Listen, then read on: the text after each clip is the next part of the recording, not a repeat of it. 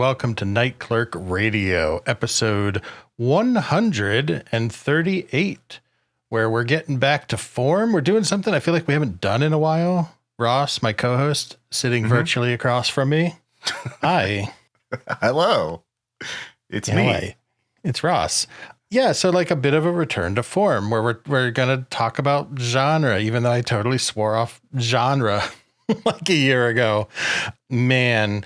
So this episode was inspired by our September new music choice, where I did the album Video Funk by Fiji Days.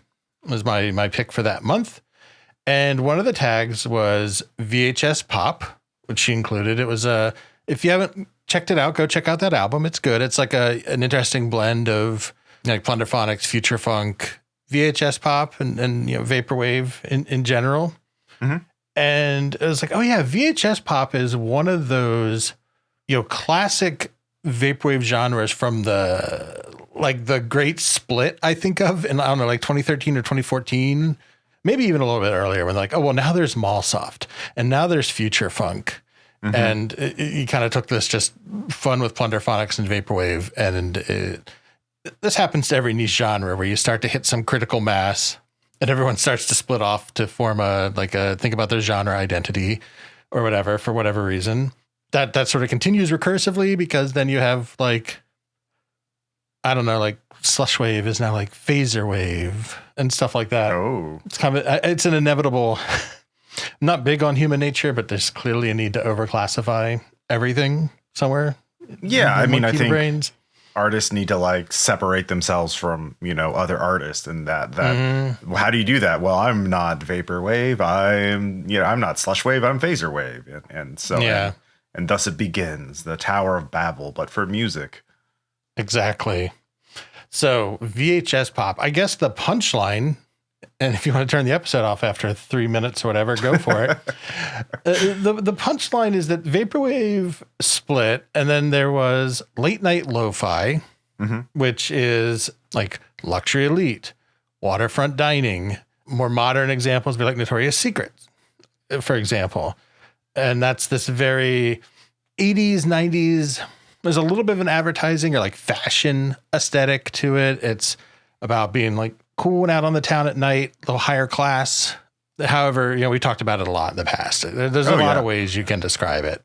And then this VHS pop, which is treated as a alternate or like a spin-off of similar to late night lo-fis that requires a lot of that 80s cool aesthetic, but it's generally thought of as more upbeat, thought of as maybe a little more hopeful. Like, I think if we go back to that, like comfort anxiety duality, which we haven't brought up, I guess, in a while, I feel like there's a little bit more anxiety in late night lo-fi, because there's like a little bit of uncanniness of that lifestyle, because advertising is sort of like uncanny and produced by its nature.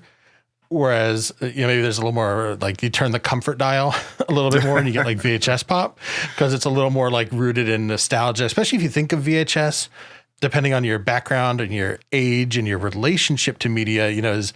VHS is a cool thing for me, because you'd go to the VHS store. We go to a local store we didn't even have a chain, didn't have like a Blockbuster or anything until I was older.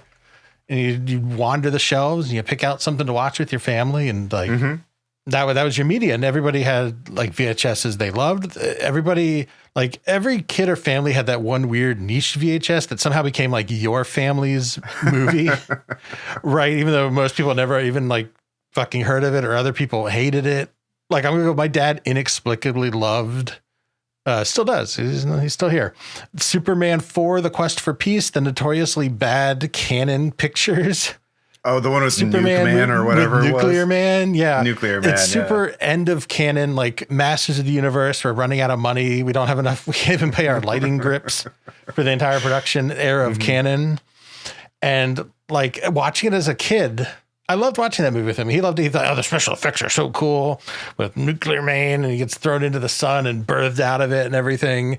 And I watch it as an adult and I'm like, oh my God, they can only afford one light because there's like hard shadows on every wall. there's no diffusion or masking. It's just like Margot Kidder and Christopher Reeve standing like 2 feet in front of a wall in his Superman apartment. It was just like a light blasted on them. There's just hard shadows there. And you're like, oh, this was kind of a cheap. There's like a little breaking of that childhood nostalgia. No, like, oh, this is Burke lost his childhood innocence. A little bit. I mean, well, no, I mean, that was my confrontation with Brent Spiner at a Star Trek convention. But well, not really a confrontation, but you know, never meet so your heroes. I think everybody, yeah, exactly. I think everybody has probably something like that. So VHS has that nostalgia to it. Sorry. Yeah. Well, it's not just the ones you get from the store or whatever. It's the ones you record at home, right? Like the ones with the commercials and like the interruptions, the tracking errors, and like overwriting other stuff that you've previously recorded. Yeah, I know that for me, like I remember as a kid, like I would. Like there's Game Pro TV, you know, it was a TV show about video games, and like, but it came on so early. I would use the TV in my bedroom and put a blanket over it and record it and then go back to sleep and then watch it later when I could wake up. And and just recording The Simpsons and other shows and movies. And you still have those commercials and other ephemera of the era as well. But like, yeah, and vague labels on the tape. Yes. Yeah. That I'm going to interrupt you again just because that triggered a core memory of like my middle brother was like a little VHS gremlin, like because he's 10 years older than me, and we would always record shit. Once we got a VCR in the late 80s, my man was recording like everything off TV. I wonder how many of those tapes are still down in my parents' basement. But he was just like, oh, this infomercial is funny, let's record it. And it was like one of those first ones where they had that spray on powder to like thicken up your hair artificially. Like it was like a little particulate that stuck to like your thin little balding hair to make it look like you had a full head of hair. It was like painting spray on hair. Yeah, the spray on hair. Yeah. So it's all that. There's like all this weird public access, like RC car races, because he was really into like high-end RC cars for a while. And I don't know, but I remember that being on there. So I don't know, maybe it's always been in my blood to be haunted media. Maybe I'm a protagonist of some sort, you know, destined to do this. There you go. No, I don't actually believe that. Don't worry. Not. I mean, yeah, but in these kind of memories are not obviously unique. They're sort of generational, right? Yeah. Like for us. And this is sort of like the foundation of VHS pop as sort of a companion. It's a very vibes based genre, like late night lo-fi. And it's interesting because there is a vibe based genre that came about, like, as you mentioned, the 2010s, 10 years before, you know, vibe based this or that became like a thing in pop culture. Vaporwave, it's ahead of its time. And that's what it's, I think, really about. Like, I remember also like recording MTV and VH1 and like, so I could listen back to the music, you know. I also use it to like, watch like Liquid TV and rewatch those, and Beavis and Butthead. And of course, Beavis and Butthead were primarily doing commentary, you know, making fun of bad music videos. And good ones. And good ones, yeah. Yeah, they just made God, relicense those. Beavis and Butthead, Mike Judge, relicense all that music for those music video clips and put them back out. Such a bummer that the Beavis and Butthead like DVDs and VHS don't have those for obvious rights reasons. Yeah.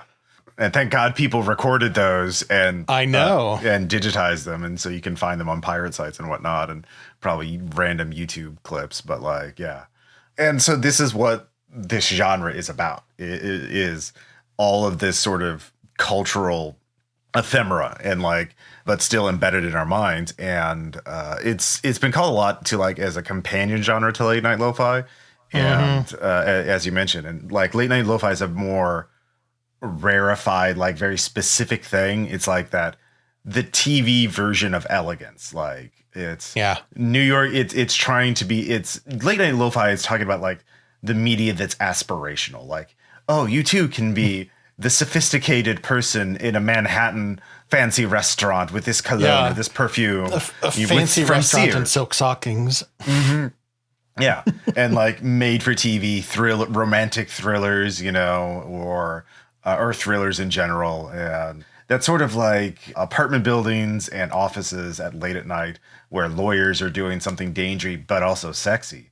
And the music of that has become this like weird type of cinematic jazz that's why that genre. And so VHS pop is sort of like the opposite of that. It's not aspirational. Mm-hmm. It's just like, it's pop music. It's background. It's meant to be fun and to be upbeat. And it's the TV commercial at the beach or the beer. Well, not even necessarily the beer. Some beer commercials, not the.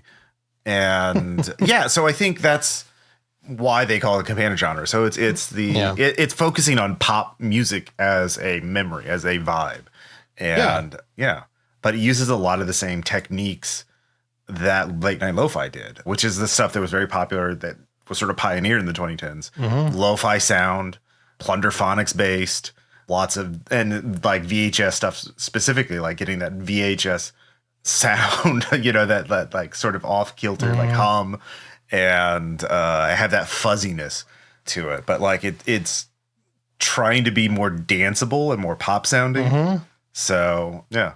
And I think that's why like an album like Video Funk worked so well, because like Fiji's other interests are future funk, vapor funk. Mm-hmm. So it's a very natural to blend into that mix. It doesn't feel like dissonant or anything. I think all of those, depending on how much you care about all this genre separation, all of those things go very well together, just aesthetically, like stripped of label in that sort of genre context. Oh, yeah. And this whole genre split makes me think, because like I was really into all this genre startup when we first started, because as I always remember in the fall, we're coming up on the anniversary of starting to hit record, right? We didn't release until a couple months later, getting like art and music and stuff together. But like October, like late October, early November was when we started recording. So we're coming up on 6 years, right? Of doing this, which is crazy. Yeah. And when it started, I was actually into like all this genre archaeology, and I was like, ooh, what's this? What's this? How did this become wall soft? How did this become vapor trap? How did this become vapor funk? Whatever. And now I don't know, I'm like on the other side of that bell curve meme where I'm like, on the left, it's like, dude, it's all vaporwave. On the top, no, it's future funk because it samples blah, blah, blah, blah, blah. And then back on the right, I'm like, it's all vaporwave. So since I've come back around to just flattening it all out in my brain. Oh my God, you've done the hero's journey. Yeah. I have done the full hero's journey of the niche genre fan, because like I still stand by the general rule of this show, which is what you put on the tags in Bandcamp is fair game to call your music, right? Mm-hmm. Even if it makes you mad because you like cynically tagged it something as a joke. Sorry, man. You put that on there. You know? Yeah. No one made you do that. I'm going to use it. Yeah. I'm going to use it as soon as it's on there. Mm-hmm. So stuff is tagged as VHS pop. It's VHS pop. That's the end of the story. There's no debate. But part of me is like, boy, these splits are really interesting. And then looking at like the archaeology, or archaeology is too strong a word. I'm not like the Foucault vaporwave. It's all about plunderphonics. Oh, that'd be a title. I'd love to be the Foucault vaporwave. The Foucault vaporwave, yeah. But we looked back at like how people have been talking about VHS pop over the years. Mm-hmm. Even if I don't always like agree with everything they post there, like Reddit is an interesting source for this, because you do have all these like casual conversations about genre and like people trying to talk to each other about genre. Mm-hmm. And there's years of threads of like, what is VHS pop exactly? How would you classify this album? What's the difference between late night lo-fi and VHS pop? And then you look at like old explainer images, which we've talked about before. And some of those are wild. So I meant to link you one. It's linked in the show notes now, and I'll link it in the show notes for the show. But it's like this big, it's calling itself a 10-year anniversary, like visual compendium. Oh yeah, I see it now. Yeah. Because it's from 2019. So at this point it's 6 years old, right? I probably saw it right when I started to research, starting to get my shit together to do this show. And I'm looking at it now and I'm like, God, some of these classifications are wild. And I don't know if I agree with them. And it doesn't, the other part of this is that art is a conversation. And yeah, it can be annoying when that conversation veers into areas that, like any conversation you don't want to have, or it's not really you're not vibing with the other person anymore. And that's fine.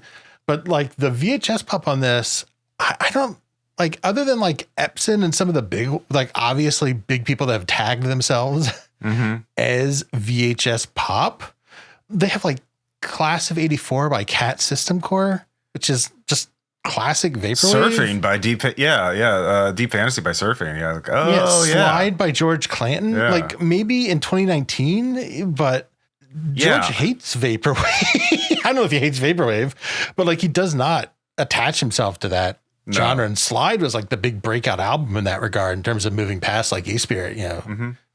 Which, God, Slide is almost 10 years old at this point. It's like 8 years old. It's wild. Yeah. So I don't know. And then like the Cat System Core one's funny because it has tracks that were collabs with Luxury Elite on it, like Waterfront Dining and Luxury Elite are on that album. So I mean, like, you know, there is an interesting thing in terms of like, I've been listening to a lot of, like, I found one thing about, well, first off, I want to say one of the VHS Pop is not as popular as a genre as, say, like mall soft. It's not as well defined. Yeah. It's not or vapor trap or future funk, you know, like, and it's a lot closer. So I had not listened to much VHS Pop before I like did prep for this episode, and I have listened to a lot of late night lo-fi. I do like late night lo-fi, and I've listened to a lot of future funk. So when I started this, I thought VHS Pop would be a lot closer to future funk. Than late night lo-fi, but like, late night lo-fi, and there's a big crossover between, like, there are a lot of tracks and albums that you could say, oh, this is late night lo-fi, or this is, you know, the artist tagged this as VHS Pop, and I would get it wrong. Like I would like, it's more upbeat and more energetic than late night lo-fi, but that's not saying a whole lot. It's still kind of like slow and melancholic at times. Hypnagogic. It definitely doesn't abandon hypnagogic in the way that like future funk might, right? Yeah. Yeah. And VHS Pop as a genre, a subgenre of Vaporwave, is not nearly as popular as like Mallsoft or, you know, Hypnagogic. I kind of not like totally, obviously not totally forgotten, but like it kind of got like, it got it's kind of swept away, I guess. So by some of the more obvious sounds like Mallsoft, it's like, okay, you know what Mallsoft would just tell you. There's a genre of music called Mallsoft. You like, okay, I bet it sounds like that stuff you hear at malls, you know, or emulating that. Yeah. But VHS Pop is a little more ambiguous. And so I think that's part of it, of this conversation, is VHS Pop has kind of been overshadowed by the more easily identifiable genres. Like future funk it's a very clear sound. Like it's a very, it's a very definitive sound. But like VHS Pop, again, is in this vibe ambiguity. Yeah, that's true. Future funk has that very clear, like French house, French house and city pop. Yeah. Japanese city pop. And now, you know, some modern artists like Sam Blue and That's Matt and Chris Turner bringing in like 90s R&B and stuff into it, like that early 90s feel, which is cool. But it still is a pretty defined sample set, whereas VHS Pop is closer to Vaporwave, which is kind of just anything from that era that sounds interesting when it's chopped up and fucked with. Yeah, for sure. Because one thing I was thinking about with this that I would love to know if it's possible. I doubt it is. But if it is, let me know. I got the chops to do this. Does Bandcamp have an API where I can look up, like, programmatically search for what was tagged what in like point of time? Because I would want to know if there is going to be or is in the process of happening like a VHS Pop revival. Like, is it getting its legs back under it? Like, did it go away for a little bit and then come back? Because there's stuff tagged recently, you know, like, you know, we'll go back to the kind of the source for this episode. You know, Fiji's been making music since, I don't know, like 2022, 2023. And there are other ongoing artists tagging their stuff as VHS Pop who are, you know, fairly popular. Skull MP4 and Mary Kay Ashley and others on the, like the top Bandcamp tagged. Twin Pines Mall. These are all people that I know. I'm just looking right at the absolute top. Know, looking at the tag on Bandcamp, it's very interesting to see like just best selling. And looking through, and a lot of these albums are like released in the last year, and then there's like FM Skylines from like 2015, you know, or Epson from it's like 10 years ago or last year.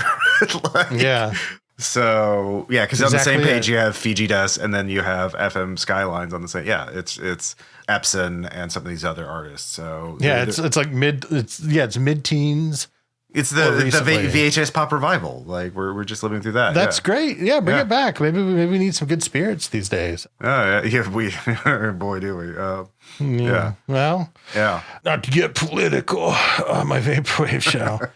Yeah, because I would love to be able to do that sort of research, like programmatically, like write scripts to kind of trawl Bandcamp and see, because I'm also curious. The other half of that is that, I was thinking about these albums I say on this explainer image that I felt were like mislabeled just as a listener, or not mislabeled, but maybe incongruent with how the artist might label themselves. Maybe that's more accurate, because whoever made that explainer, that's what that genre feels like to them. That's whatever. Because there's other people like, like Dan Mason and stuff who I guess I'd have to go back and look and see, is that stuff tagged? Was it ever tagged as VHS Pop in the past and they changed it because you just don't anymore want to be tagged that way? Mm-hmm. Yeah, like one of the things I did was listen to this 2-hour mix, A Journey Through VHS Pop, released by Azure Star. And, very good 2-hour mix. Every single track is labeled and there's links to all the artist Bandcamps. But some of these artists, I looked them up, like Amos.sis, a UK producer. Just looking at some of their albums, they don't, or some of these artists they weren't labeled. They didn't label themselves as VHS Pop. They're just like ambient or, music, electronic, or things like that. So, yeah, or no, it was Epson. Yeah. Epson's newest album, 3 from December 2, 2023, is just labeled experimental ambient in Madison, because they live in Madison, Wisconsin. And like that's right. Yeah. So, but I would say Epson is definitely in the past. Yeah, they tag their stuff as such. Yeah. But or like other big names or like repeated names you see, like Channel Select. Mm-hmm. They still tag their stuff as VHS Pop in 2024. I don't know. You don't want to get too caught up on like Bandcamp tags. They are what they are. Yeah. I think the split is interesting. And if there is, maybe it's one of those things where it's like, if you don't pay attention to it, it feels like a revival. Like whenever anybody says Vaporwave is dead, and then like, there's a huge show or whatever. There was, who is it? One of these stupid joke accounts. That's a skeleton. He makes really dumb little posts. It's like, bring Vaporwave back. The Share Zone. Yeah, bring Vaporwave back. I'm like, it's never left. It's always been here, Yeah.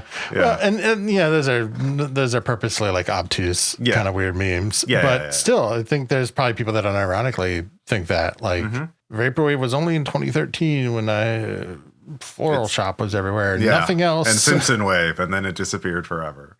Yeah. So I don't know. It's But anyways, VHS Pop is a fun genre to listen to.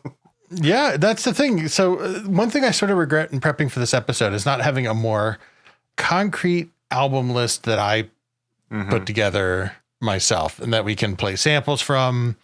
I'll have an outro sample from something for sure. And you can check the show notes for whatever I decide at point of time editing. But you did find a pretty nice VHS Pop mix called a Journey Through VHS Pop on Azure Star's YouTube channel with visuals by Ming Curry. Oh yeah, I forgot to mention that. Yeah, very good. Yeah. It has do like a cool VHS kind of glitch pop effect over it. And I think this is a good reference point for, first of all, to kind of, it's fully time-stamped in terms of what's being played. The full track list. It's like a 2-hour mix. And they post to everybody that still has like an active Bandcamp of some sort. They have a link to their Bandcamp, and you can kind of go see what they're up to and go check them out. So this was from 2025, so earlier this year.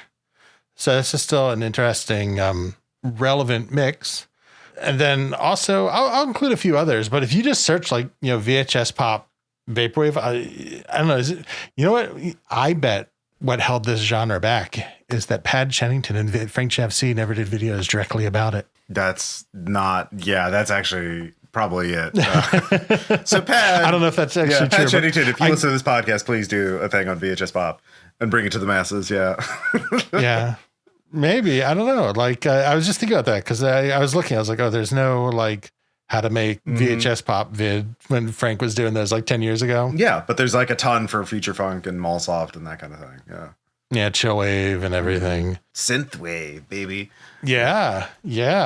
But there are like actually a fair number of like even if you look at how people say structure playlists and think about the stuff, it's hard because you don't know how much of this is like not a person assembling it, or if they're just throwing stuff together, or it's a small part of it. Mm-hmm. But there are like a lot of VHS pop kind of mixes, or at least tagged as that on YouTube, like visual mixes. And that gets interesting because that leans into kind of the other little chunk of genre that we've, of course, talked about before, mm-hmm. but that I think a lot of separation in people's mind also come from aesthetics. Like, even if you think of yourself largely as making music, and we think it is largely talking about music mm-hmm. and songs, there is like obviously the aesthetic component of it, what that stuff looks like. And of course, artists think about that with like their logos, their cover art. If you do make visual mixes, then you think about that.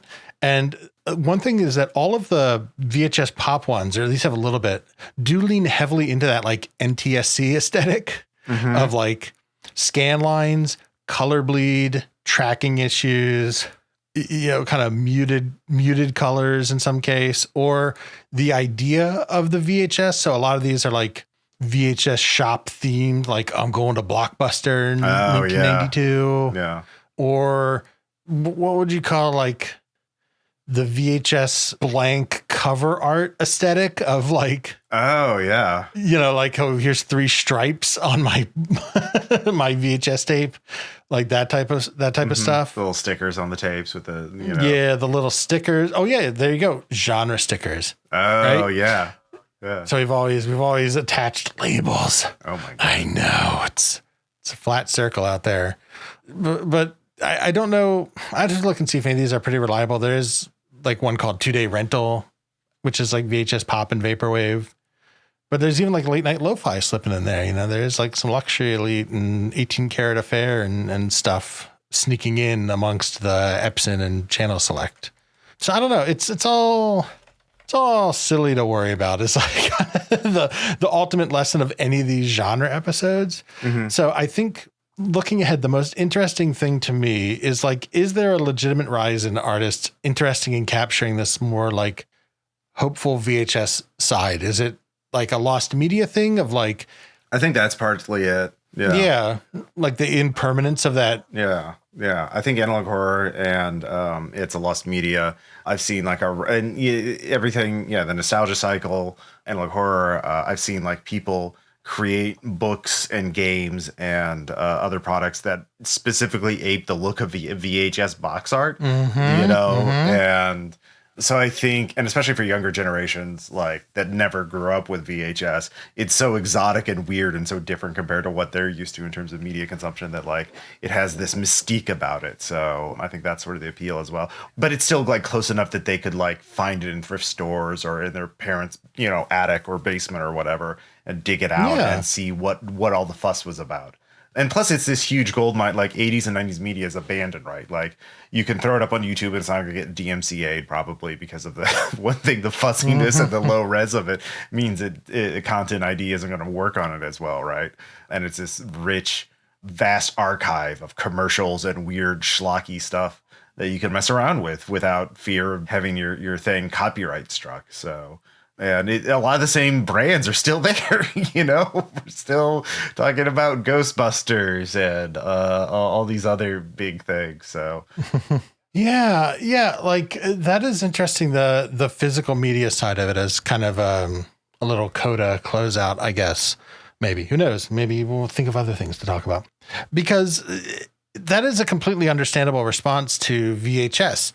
And it's somewhat natural, right? Because I had in the same response to like vinyl. Like I did not grow up with vinyl. Mm-hmm. It was not the dominant medium. Even when I was a kid, that was cassettes. And then transitioning into CDs when I was like 8 to 10-ish. They came out earlier, but when I think of like when my family got a CD player, right? That was 10. It was 93 because one of the first CDs my brother got was the Jurassic Park soundtrack. Yeah.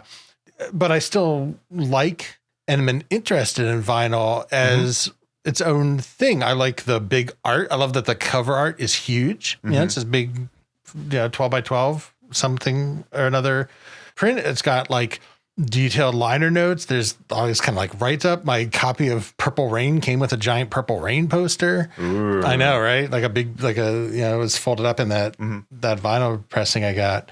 I like the tactile. There's like I've talked about this even with cassettes. So maybe that maps onto VHS. I like the purposefulness of it. Like you have to put it on and then you kind of listen and you get like 20-ish minutes, like 15 to 20 minutes, and you got to flip it versus just putting on like a 3-hour playlist and zoning out or whatever. So the experience is different. So that'd be the same with movies, right? You got to put it in, you got to rewind it, you got to fast forward, you got to watch the trailers at the beginning. Oh yeah. And at least back then you had more control over your life. You could fast forward through the trailers. They couldn't block it like on DVDs. I think I mentioned this on the podcast, but for my partner's birthday party this year, what their favorite movie is Face Off, or one of their favorite movies is Face Off. And so, and I still have a VCR, and they found a copy of Face Off on VHS. And so we watched it for their birthday party. And it started with like a 2-minute, like, here's all the cool action movies from Paramount, that you can get. And, that was a lot of fun, and getting little random VHS tracking errors as we're seeing. Yeah. Nicolas Cage freak out on screen is, fun. Exactly. So, it's a completely understandable nostalgia response. I hope it continues to blow up. That'd be interesting. I think people have done, I know you have a few, but I feel like there's recently, and I'm blanking on, Dreamcastle did a VHS for Lego Castle, did a VHS of the movie. Oh, so, yeah. VHS releases are a thing. Yeah, that's true. Oh, sure. Yeah. So, I don't know. It's interesting. I think as a medium, it's interesting. I think a revival would be fun, but the genre itself, unfortunately, I don't think I know if I end up having a lot to say about it. I think all the, maybe some of the best stuff in this genre, all the meta stuff surrounding it is more interesting. And the kind of history of it coming together and how it interfaces with other genres and how I think about genre and how that's evolved over the past couple of years is probably ultimately the most interesting thing from a discussion standpoint. But whatever they call it, I mean, there's people producing a lot of great and fun vaporwave, and whatever tags you put on on Bandcamp, keep at it. Keep at it. Yeah.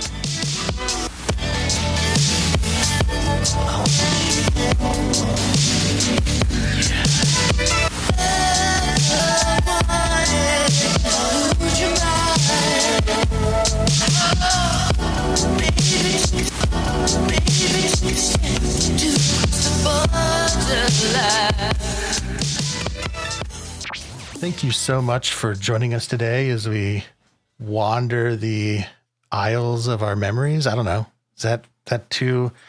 Do a Brian Blessed and talk to the camera during my own documentary. Is that a weird thing to say? Maybe it's like the Blockbuster where they're behind it and you got to bring it up to the counter. And that's what retrieving your memory. I know. Really makes you think.